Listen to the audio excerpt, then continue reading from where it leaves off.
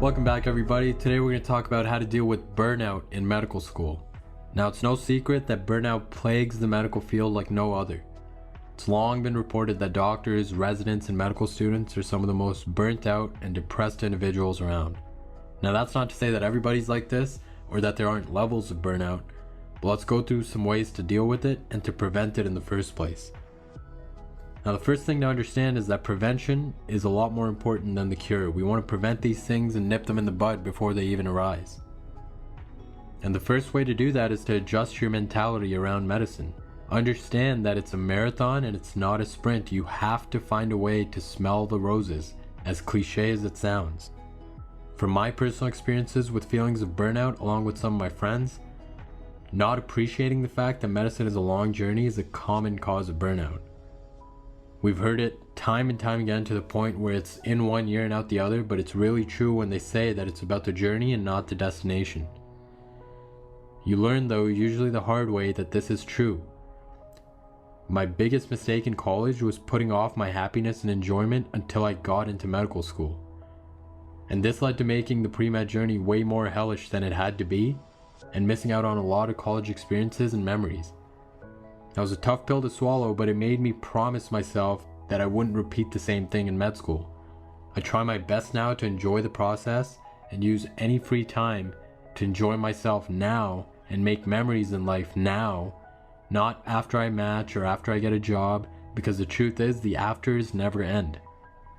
You need to take the initiative of understanding that this is a very long journey, and as soon as you're done the work necessary for the stage that you're at, make it a requirement for yourself to enjoy yourself, do something unrelated to medicine, and just smell the roses. This is going to go a long way in preventing burnout.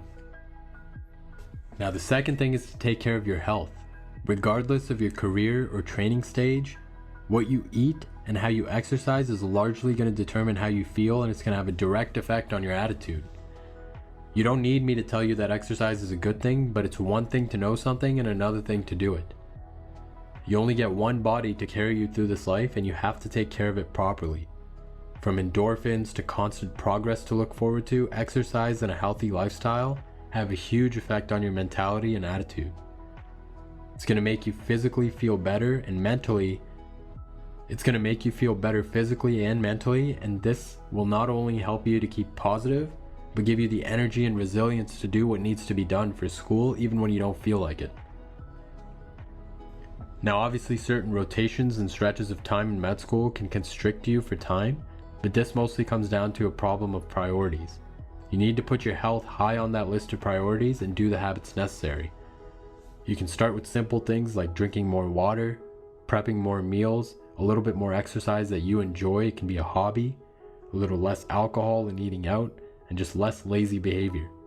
Don't let becoming a doctor cause you to sacrifice your own health, because you can't take care of anybody else if you're not at 100%.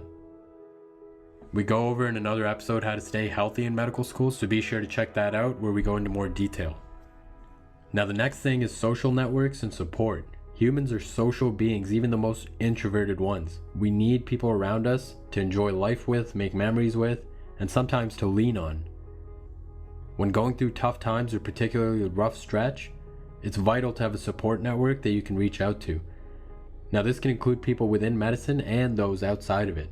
My friends in medicine allow me to sort of decompress and just complain about things that only they would understand, but it also reminds me that I'm not alone, and there's nothing wrong with me for having these feelings. Find a few good quality friends that you can share this stuff with, and remember that quality is way more important than quantity. You don't want to go around complaining to everybody and telling them your problems, so make sure you choose wisely. It's also good to have friends and family outside of medicine, because this allows you to kind of get away from it all. It's good to just sit around a bonfire or take a walk and talk about sports or the good old days and have a sense of normalcy in your life. Regardless of how much you love medicine or pretend to love medicine, it's good to get away from it a little bit, just so you can rejuvenate your mind and come back more energized. Now, the next thing is to ask for help. Medical students and the medical field in general, people are notorious for having type A superhero complexes, and as a result of this, a lot of us hate asking for help, thinking that we can do everything and should do everything ourselves. School instills this mentality in you because everything is based on grades, and your results in comparison to other people. So there's constantly that sense of competition in you. But the reality is that being a doctor, or real life in general, is much more of a collaborative effort. You should still be working hard and pulling your weight and being competitive, but asking for help is a great thing, and it's not something that should be looked down upon. Medicine's tough. You have people's lives in your hands, and if you try to figure it out all on your own, you're asking for burnout. When you don't know how to do something or you're confused about a concept, put your ego aside and ask people who know. Ask people that have been there before. If you open your eyes to it, there are people all over the place in medicine that know more than you, and that's not a bad thing. You need to learn from them, avoid mistakes that they've made, and use it as an opportunity for collaboration, not competition. This applies to clinical skills and also to personal stuff such as dealing with burnout. Reach out to upper year students and residents on advice about avoiding burnout and the pitfalls that you should be aware of. For the most part, they're going to be very happy to help you because they've already been through this thing. Now, real quick guys, if you're getting value from these podcasts and videos, we'd really appreciate it if you could leave a like, comment, and subscribe.